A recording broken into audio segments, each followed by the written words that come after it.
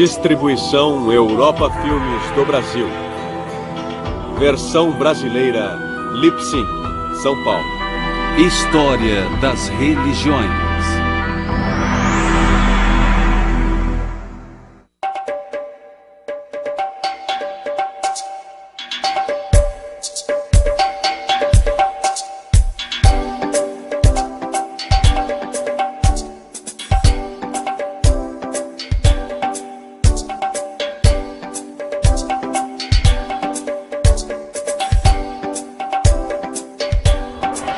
Religiões africanas e afro-americanas.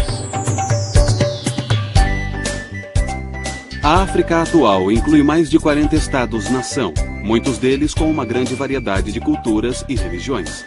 Estudiosos já estimaram que mais de 1000 línguas são faladas neste grande continente. Muito da variedade da África deve-se à sua longa história e à sua geografia bastante diversa. Há 4 grandes desertos na África: o Kalahari, no sudoeste, o da Líbia, no norte, o da Núbia, no nordeste, e o Saara, que se estende do rio Nilo, no leste, até o Oceano Atlântico, no oeste. Só o Saara cobre 8.600.000 km², quase um terço da África. Nômades e tribos de pastores há muito tempo vivem nessas áreas desoladas. Mas a África também possui inúmeras selvas, vastas campinas e montanhas majestosas. Muitos rios serpenteiam pelo seu solo. O rio mais extenso da África e também do mundo é o Nilo, que percorre mais de 6.000 quilômetros desde o Lago Vitória até o Mar Mediterrâneo. Às margens desse antigo rio, faraós construíram suas tumbas e acredita-se que Moisés foi tirado de suas águas. A civilização africana muito foi moldada por uma grande migração de pessoas por estas águas, vindas de outros continentes e outras culturas. É uma grande combinação de sociedades moldadas por uma enorme variedade de influências. As religiões africanas são tão diversas quanto suas culturas. Mas também houve influências unificadoras, principalmente do cristianismo e do islamismo. Na última década do século XX, a configuração religiosa da África incluía mais de 300 milhões de cristãos e pouco menos de 300 milhões de muçulmanos.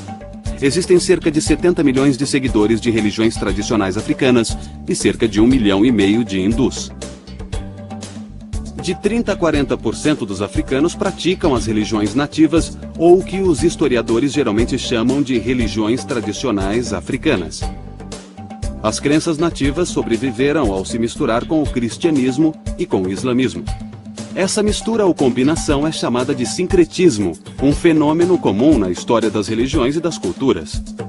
As religiões tradicionais africanas continuam presentes entre as sociedades étnicas que os historiadores chamam de povos tradicionais. Essas sociedades se concentram na região subsaariana, próximas ou abaixo do Equador. As religiões tradicionais africanas tendem a se estruturar mais em performances dramáticas do que em discursos filosóficos. As performances dramáticas tendem a ser sensuais. Visão, audição, olfato, paladar e tato, todos empenhados em unir o mundo espiritual dos deuses e espíritos ancestrais ao mundo social dos devotos tradicionais. Máscaras e roupas especiais, ervas e comida, danças e sacrifícios, gritos, cantos e discursos emocionados. Tudo isso é empregado nas religiões tradicionais africanas. O conceito geral mais amplo das religiões africanas nativas envolve uma gama de conceitos e preceitos. O continente africano é tão diversificado que tentar identificar uma religião africana em particular é bastante difícil de fazer, a menos que falemos a respeito de Olodumare, que é o Deus Supremo ou Ser Supremo para a maioria dos africanos. Entretanto, esse termo pode ser usado em diferentes aspectos ou línguas que podem ser diferentes do Olodumare do povo Yoruba. Há muitas sub-religiões dentro das principais religiões africanas. Uma coisa importante, na África a religião não é só no domingo de manhã, é uma coisa diária e cada grupo em particular pode ter sua divindade de preferência e ela terá relação com seus ancestrais. Através de performances dramáticas em festejos e cultos, espíritos e deuses baixam nos devotos e são incorporados. Pela incorporação, os espíritos advertem e orientam os devotos tanto em questões espirituais quanto em questões financeiras. Mas às vezes eles também podem causar o mal. As religiões tradicionais africanas também tendem a ser mais orais que literárias, transmitindo crenças e ensinamentos através de inúmeras artes verbais e não tanto por escrituras. Mitos e folclore, enigmas e provérbios e às vezes canções e poesias são utilizados.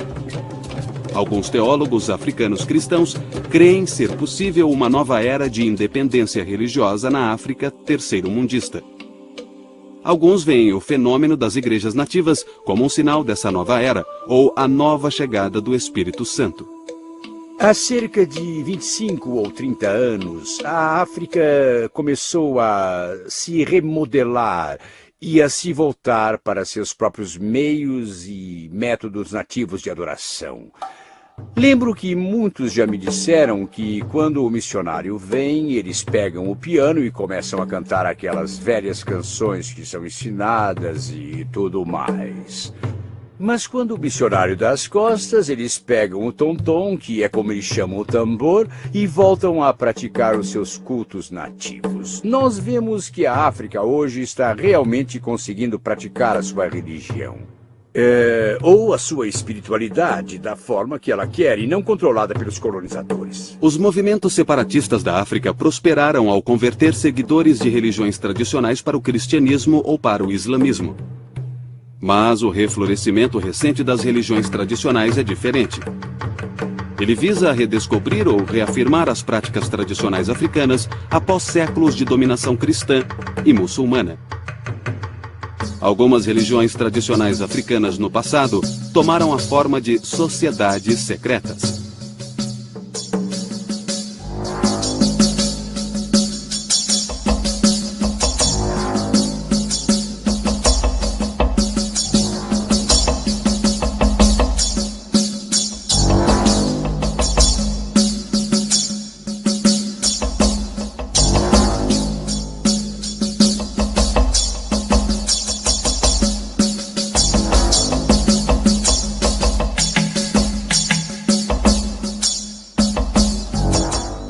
Hoje, as sociedades secretas da África se tornaram outro elemento dos movimentos neotradicionais. Alguns teólogos africanos sugerem que as religiões tradicionais revitalizadas podem até ficar unificadas com o cristianismo e o islamismo africanos. Alguns até especulam que tais forças unificadas podem um dia unir a África como uma só nação. Hoje é comum dizer que os mitos constroem o mundo. Sobretudo para os tradicionalistas africanos, os mitos são histórias excepcionais, exemplares, cheias de significado sagrado e moral. Alguns mitos africanos referem-se ao comportamento moral, explicando por que certas práticas devem ser feitas de um modo e não de outro. Mas outros mitos expressam valores e atitudes morais em relação à realidade da África tradicional. Mitos e folclore, juntamente com outras artes orais, como enigmas e provérbios, têm assim uma função social ao dar à vida diária um significado transcendental. Apesar de gerações em contato com outras religiões dominantes, os iorubás conseguiram preservar virtualmente intactos os mitos tradicionais que há muito compõem suas práticas religiosas. O povo iorubá é um dos grupos religiosos mais numerosos no oeste da África, chegando a 15 milhões de pessoas. Embora habitem a maior parte da Nigéria, os iorubás também habitam regiões que vão do Benin até o rio Níger. Os iorubás não são meramente uma tribo. Eles já foram uma civilização próspera, dedicada à lavoura e ao engenho.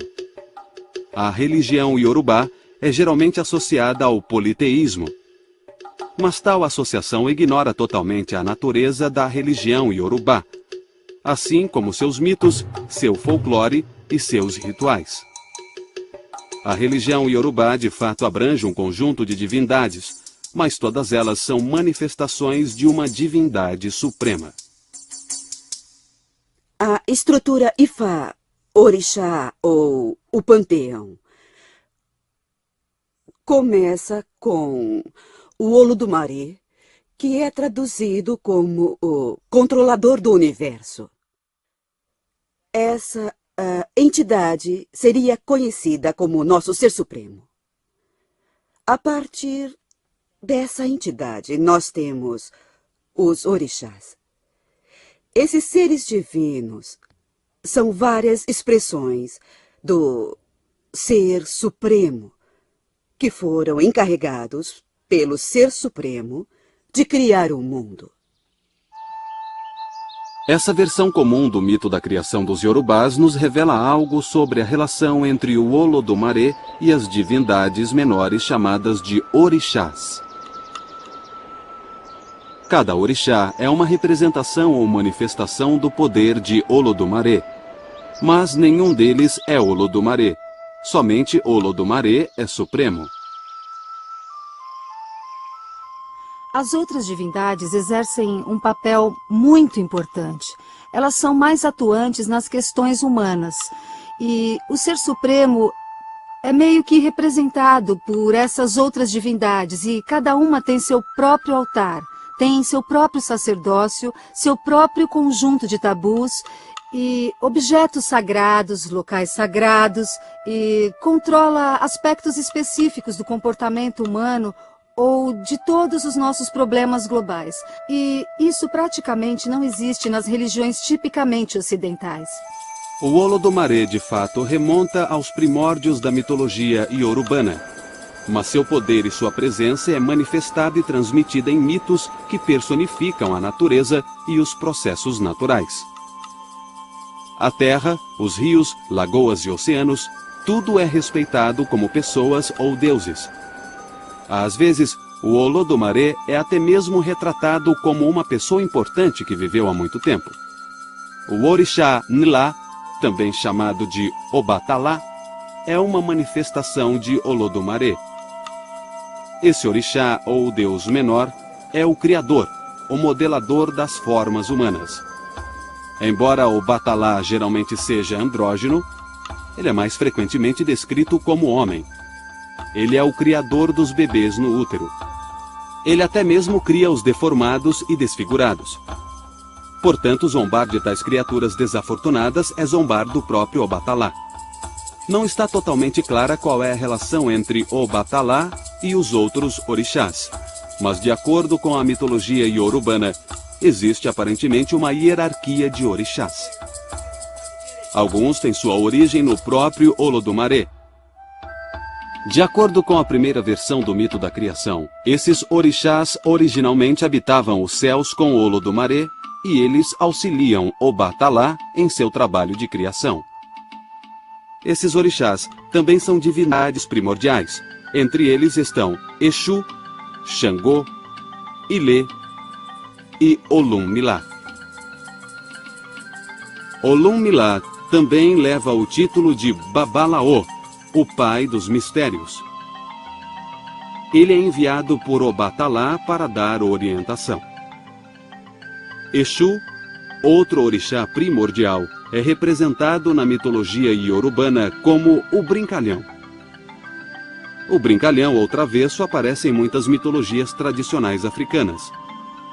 Os muçulmanos e os cristãos geralmente associam Exu com Satanás, o acusador ou enganador. A associação não é de todo enganosa, porque Exu desafia e põe à prova. Ele também tem grande conhecimento dos desejos secretos e do destino dos devotos. Exu é o senhor de todas as decisões, porque decisões são realizadas numa encruzilhada. Isso significa que você pode ir por um caminho ou por outro. Então, Exu é o orixá a quem o devoto deve apelar para ter orientação e clareza na hora de tomar decisões. Exu provoca brigas e mau comportamento entre as pessoas para suscitar a virtude entre elas. Dessa forma, ele acaba suscitando a ordem moral e a digressão religiosa. Ele é muitas vezes representado com formas humanas, com chifres na cabeça e com uma clava ou faca ao lado. Às vezes ele é um homem pequeno que, embora cheio de pompa, também tem consciência de sua baixa estatura. Em algumas tradições, Exu é representado por um falo. Nos mitos iorubanos, ele quase sempre traz calamidade. E num dos mitos, ele até mesmo invoca a calamidade entre os demais orixás primordiais. Xangô, como Obatalá e Exu, é uma divindade primordial. Por fim, Ilê, ou Mãe Terra, é outro dos orixás primordiais. Acredita-se que ao nascer, nós repousamos nela, e ao morrer, retornamos a seu ventre. E em cada refeição, os ancestrais que habitam nela são honrados com algumas gotas de bebida jogadas no chão. Ogum, a divindade da guerra, é o patrono do ferro. Habita às margens da sociedade. Ele é o patrono da caça e das florestas. Ogum é inovador e sabe o que está acontecendo em outras sociedades. Ele se comunica com os espíritos dos céus, das selvas, dos pastos e da tecnologia. Dizem que, onde dois pedaços de ferro são unidos e seu nome é invocado, Ogum estará lá.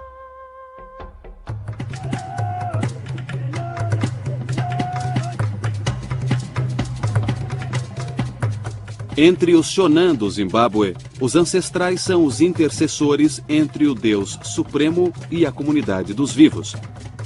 Os Shonan acreditam que o Deus Supremo é um ser metafísico que não interage diretamente com a comunidade humana. As relações espirituais entre deuses e humanos ocorrem através dos ancestrais, que, como espíritos, podem se comunicar com o Deus Supremo.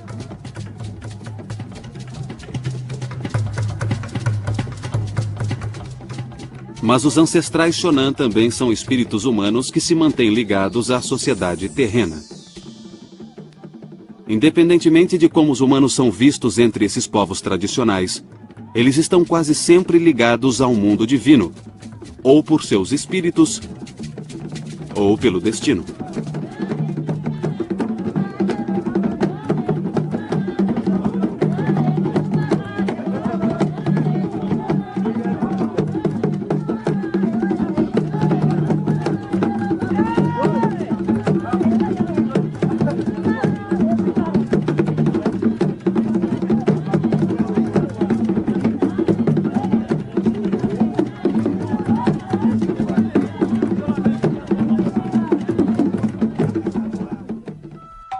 A devoção aos ancestrais implica em interdependência, porque os ancestrais fazem a mediação entre a vida da comunidade com a vida divina.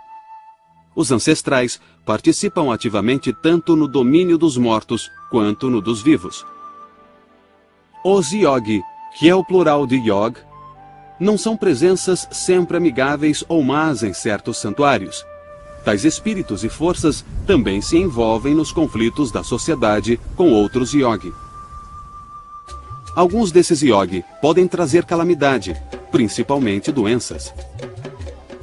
Os Acholi praticam rituais para apaziguá-los ou expulsá-los, às vezes através de provações longas e torturantes. Os rituais de cura dos Acholi envolvem primeiro um curandeiro, um adivinho, que verifica uma doença como sendo causada por um Yogi. Junto a assistentes e à família, o curandeiro e seus auxiliares cantam canções Yogi. Tambores e chocalhos são usados para soar vários ritmos. No processo, às vezes o Yogi possui o curandeiro, fazendo com que ele ou ela se agitem violentamente. Se isso acontece, o ritual para. O curandeiro então chama alguém com mais experiência, autoridade e força para dar continuidade ao tratamento. Os remédios tradicionais africanos são feitos de cascas e seivas de árvore e extratos de raízes e outras ervas. E conforme observado nos rituais de cura dos Acholi, tratamentos farmacêuticos e adivinhações ajudam a restaurar a vitalidade daqueles cuja doença é tida essencialmente como um mal do espírito. Os Yorubás, assim como outros grupos religiosos tradicionais, consideram os seres humanos como um composto. O espírito retorna para Olodumare, a divindade suprema, enquanto o corpo retorna para Ilê, a Mãe Terra. Após a morte de alguém e em determinadas ocasiões, os africanos tradicionais festejam num ritual de dança chamado Egungun. A celebração do Egungun é exclusiva em sua performance. Mulheres e crianças são proibidas de se aproximar do espírito, já que seria o mesmo que se aproximar dos mortos. Mas o Geledê é a mais democrática das festas e cerimônias iorubanas. O Geledê honra principalmente os ancestrais femininos, e mulheres e crianças são essenciais para a sua força. Duas revoluções afetaram direta e profundamente a cultura e a religião na África. A primeira revolução foi um avanço tecnológico que possibilitou o tráfico de escravos na bacia do Atlântico. A segunda revolução foi um desenvolvimento econômico que tornou o tráfico de escravos altamente lucrativo. Cerca de 10 milhões de africanos foram levados para as Américas nos séculos seguintes, e suas religiões tradicionais foram com eles. Quando os africanos foram trazidos para as Américas e escravizados, foram esses mesmos sacerdotes e sacerdotisas, agindo em segredo, agindo como médicos, por um lado, que conseguiram também manter essa identidade viva. E eles conseguiram transmitir uma força espiritual, uma energia que permitiu que as pessoas sobrevivessem àquelas circunstâncias devastadoras. Com a invenção de navios à vela que navegavam a Abolina e com a melhoria dos mastros e da força de tração, os portugueses no início do século XV conseguiram navegar para o sul, até o Senegal, no noroeste da África, e ainda voltar para o norte. Isso abriu uma rota definitiva da Europa para a África subsaariana. Uma segunda revolução estimulou o tráfico transatlântico de escravos quando os portugueses exportaram o sistema de plantação mediterrâneo para a bacia do Atlântico Sul. Isso revolucionou a economia da produção de açúcar. Quando os dirigentes da Companhia Holandesa das Índias Ocidentais expandiram esse sistema pelo Caribe e pela América do Norte, seguiu-se uma explosão de demanda por mão de obra, principalmente mão de obra escrava. Por causa da demanda crescente por açúcar na Europa, as terras para a produção de açúcar tiveram que se expandir para além das pequenas fazendas do Mediterrâneo. O sistema de plantação, que originalmente era um sistema de capital, agora se tornava um sistema de investimento em terras, processamento industrial, trabalho escravo e sistema gerencial rígido. Os escravos eram comprados e vendidos como bens ativos no Mediterrâneo, uma área controlada principalmente por muçulmanos e cristãos. A navegação entre Portugal e África Ocidental agora abria definitivamente o tráfico de escravos na região subsaariana aos primeiros capitalistas europeus. A prática da escravatura estava agora completamente difundida. Os portugueses foram os primeiros a espalhar a prática pela bacia do Atlântico e foram os primeiros a suprir o sistema americano de produção de açúcar com escravos africanos. O sistema de plantação do Brasil e do Atlântico Sul tornou-se o modelo para a produção de outras mercadorias. No sul da América do Norte, o sistema de plantação foi copiado na produção de tabaco na Virgínia, na produção de arroz e de anil na Carolina do Sul e na produção de algodão em outras áreas a leste do Mississippi. Tudo isso exigia mão de obra barata para suprir o consumo e a demanda na Europa. E a resposta foi o tráfico transatlântico de escravos africanos. Dos cerca de 10 milhões de escravos que chegaram às plantações nas Américas entre 1502 e 1860, entre 500 mil e 700 mil foram trazidos para a América do Norte. O restante ou foi para a América Central ou para a América do Sul. Cerca de 30 a 50 milhões de outros africanos morreram ou durante a travessia do oceano, ou enjaulados em portos de navios negreiros na África, ou em guerras tribais africanas causadas pelas influências maléficas do tráfico escravista. Os primeiros escravos africanos foram exportados inicialmente do oeste da África, mas os portugueses, os espanhóis e principalmente os holandeses logo estariam chegando também à África Central. As religiões tradicionais africanas são fundamentadas em rituais que visam a algum favor, vantagem ou orientação dos espíritos ancestrais. O aspecto performático da religião na África inclui muitos fenômenos relacionados à magia, como encantos, amuletos, santuários, adivinhações e possessões espirituais. Na verdade, tais fenômenos mágicos caracterizam as religiões africanas tanto quanto as artes orais que comentamos antes. As funções dos encantos e amuletos na África estão relacionadas a poderes, espíritos, divindades menores e fantasmas. Este fetiche africano, que se chama camise na língua africana, representa uma figura de poder. Ele é reverenciado como uma pessoa, não como uma escultura. E ele é usado para vários métodos de cura, de vingança, seja de que natureza for. Note que há lâminas enfiadas no fetiche e também alguns pregos. Bem antes que os colonos chegassem, os africanos usavam lâminas. O mesmo tipo de lâmina colocada nas lanças era usado para colocar no fetiche. Para dar um bom exemplo, se eu sou o curandeiro, sou o chefe espiritual que faz todas as curas na aldeia, e um dos aldeões chega a mim e me diz: escuta, estou com uma dor aqui do lado, eu, como chefe espiritual, o curandeiro, pego e enfio um prego ou uma lâmina neste objeto aqui, exatamente onde a pessoa está se queixando de dor. Aí esse objeto, esse fetiche, esse camise absorve toda a dor. E a pessoa volta depois e diz ao curandeiro ou ao chefe espiritual: olha, eu fiquei bom, estou curado.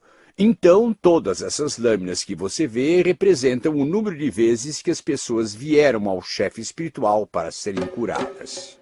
Os tradicionalistas africanos vivenciam a religião como um encontro com forças e presenças estranhas, tanto humanas quanto espirituais. E muitas dessas forças podem ameaçar o bem-estar da comunidade e de indivíduos. O infortúnio também pode ser entendido como obra de espíritos benevolentes que podem infligi-lo, cumprindo seu papel de guardiões da tradição. Muitos infortúnios também podem ser atribuídos ao poder da bruxaria. Entre os balubás, a feitiçaria geralmente é uma pessoa estranha, calada ou antissocial. Ela ou ele pode viver nos arredores da aldeia. Acredita-se que pessoas assim vivam acompanhadas de forças que podem corromper e destruir. O controle de tais forças exige remédios fortes e curandeiros especialistas que consigam encontrar e destruir espíritos maléficos ou ao menos estabelecer uma trégua com eles. Elementos das religiões tradicionais africanas foram inicialmente exportados do oeste da África para o Brasil no século XVI. Mas eles não prosperaram até a metade do século XIX. Muitos cultos tradicionais africanos se enraizaram. Os diversos cultos brasileiros dão ao médium espiritual um papel essencial, com ênfase especial na possessão de espíritos e na adivinhação. A adivinhação invoca a ajuda do mundo espiritual para aqueles que sofrem com infortúnios no mundo dos vivos. É um aspecto sólido da mediunidade, e no Brasil a adivinhação continua ligada profundamente a funções similares na África. Os cultos afro-brasileiros, como as religiões tradicionais da África, dão grande ênfase à performance como falas e danças, tambores e sacrifícios. As cerimônias são dramáticas, coloridas e exaltadas. Elas evocam os poderes milenares e a presença de divindades e santos. Os afro-brasileiros nem sempre foram apoiados ou encorajados a praticar abertamente sua religião tradicional. Suas práticas religiosas foram proibidas e perseguidas. Por precaução, o sincretismo dos orixás com os santos católicos deu a elas uma certa legitimidade entre a população predominantemente católica do Brasil. Os afro-brasileiros, na verdade, ficaram à margem das elites governantes em nível regional e nacional, no Brasil e em outras regiões. Os vários cultos afro-brasileiros muitas vezes suscitaram debates sobre a autenticidade, geralmente levantando a questão de se um culto pode mesmo associar suas práticas às tradições africanas originais. Entre os cultos do Caribe que ganharam a atenção dos historiadores religiosos, nenhum é mais estudado do que o voodoo haitiano. E precisamente por isso, o voodoo é bastante mal interpretado. Assim como nos cultos brasileiros, aqueles que praticam o voodoo são descendentes de povos do oeste africano. O voodoo é principalmente associado com os haitianos e com os crioulos de Nova Orleans. É uma mistura de religiões tradicionais africanas e práticas católicas romanas. Quando os africanos chegaram aqui, a maioria desembarcou no porto de Nova Orleans e em Charleston, Carolina do Sul. Aqueles que chegaram em Nova Orleans e Charleston, na Carolina do Sul, vieram direto da África. Todos os demais vieram das ilhas. Eles haviam sido doutrinados ou domados nas ilhas ou no Caribe através das Índias Orientais. Mas os que chegaram em Charleston, os que chegaram em Nova Orleans, vieram direto da África. Por essa razão, você tem na Carolina do Sul e em Nova Orleans, naquela região, muitos e muitos sinais da religião africana nativa do Vodum. Vodum é a adoração de divindades africanas tradicionais do antigo povo Fon, que pertencia ao reino de Daomé, que hoje é o Benin. E o seu sistema se desenvolveu no Haiti como o Vodum haitiano. Há algumas pequenas práticas individuais derivadas do Vodum que chegaram na região sul dos Estados Unidos devido ao tráfico escravista, através de duas cidades principais, uma é Nova Orleans e a outra é Virgínia. Mas elas não se desenvolveram na religião propriamente dita. Ficaram mais no nível do ritual individual, em que as pessoas faziam determinadas coisas que eram parte da religião, mas as divindades, em termos de como eram adoradas no Haiti, não vieram a este país para ficar muito tempo. No voodoo haitiano, o princípio controlador é o Loa, uma classe de espíritos, manifestações, forças e entidades espirituais. A relação entre os devotos e o Loa é performática, dramática e mágica. Exatamente como era nos cultos dos ancestrais na África.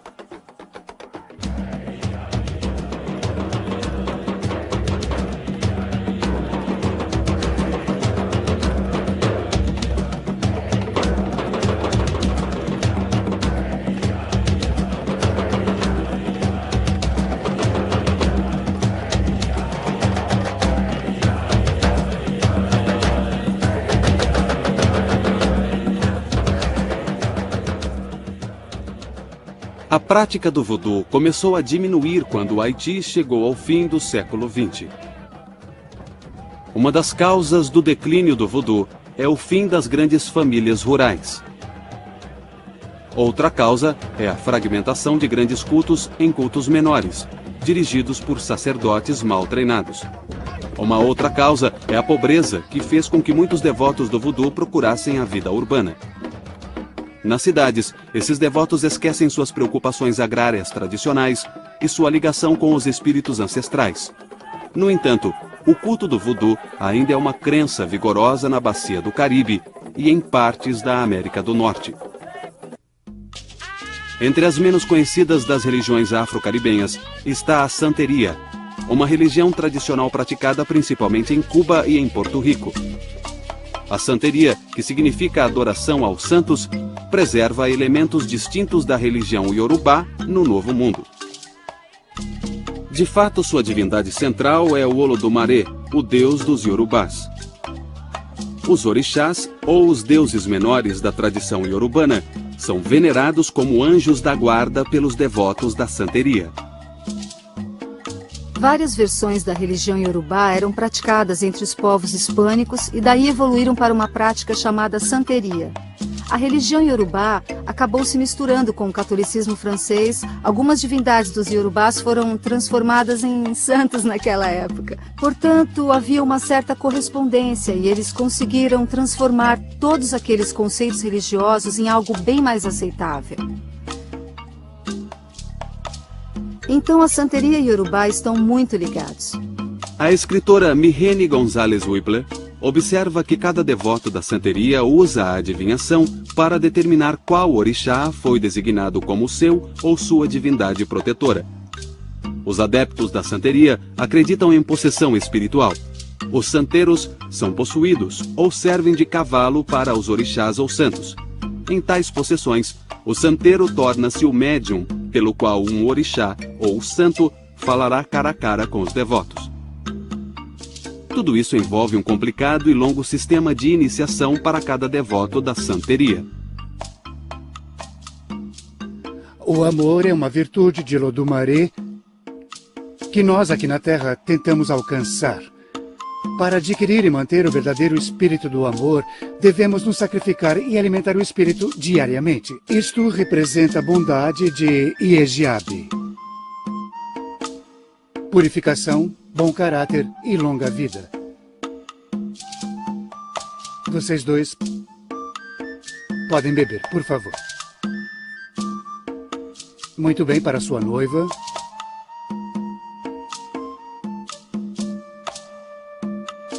Anje, Anje Mai. Anje, Anje Mai.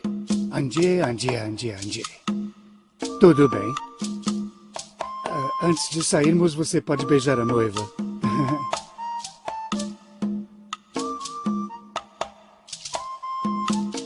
Mas esse foi um beijo muito bonito mesmo. Então vamos lá, tudo bem? Anje, Anje, Anje, Anje, Anje Mai. Os senhores de escravos espanhóis em Cuba associavam a santeria à adoração do diabo e os devotos acabaram sendo perseguidos. Por isso, sua prática durante muito tempo foi feita em segredo. Como o voodoo, a santeria ainda está envolta em segredo.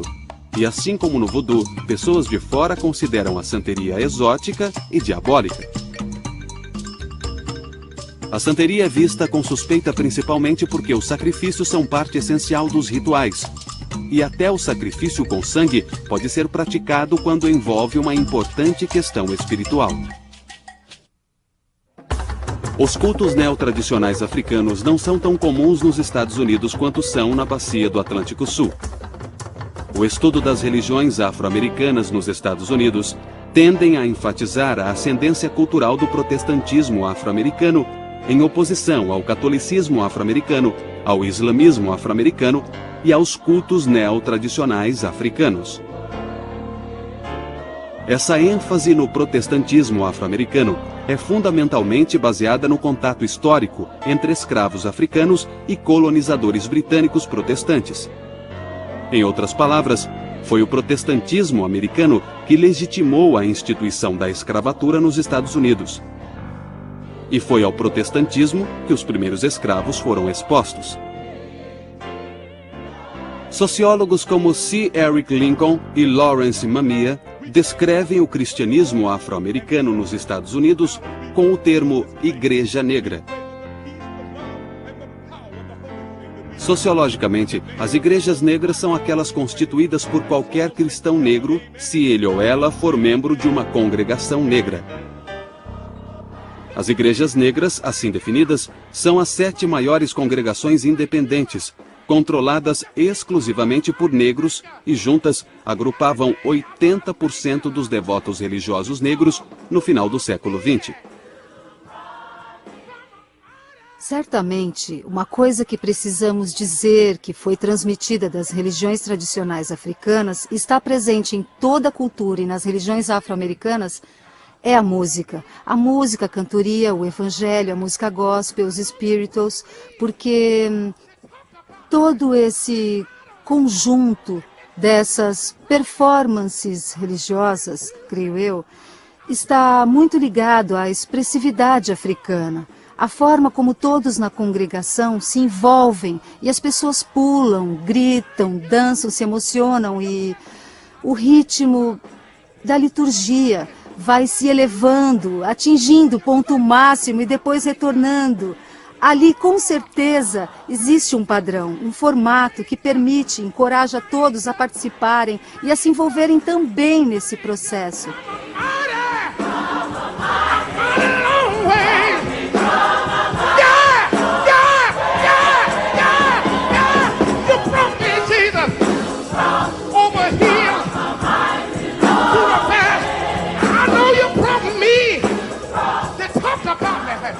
Embora as igrejas afro-americanas sejam identificadas com as seitas protestantes, Lincoln e Mamiya sugerem que elas também têm relação com as religiões tradicionais africanas de uma forma conceitual e moral.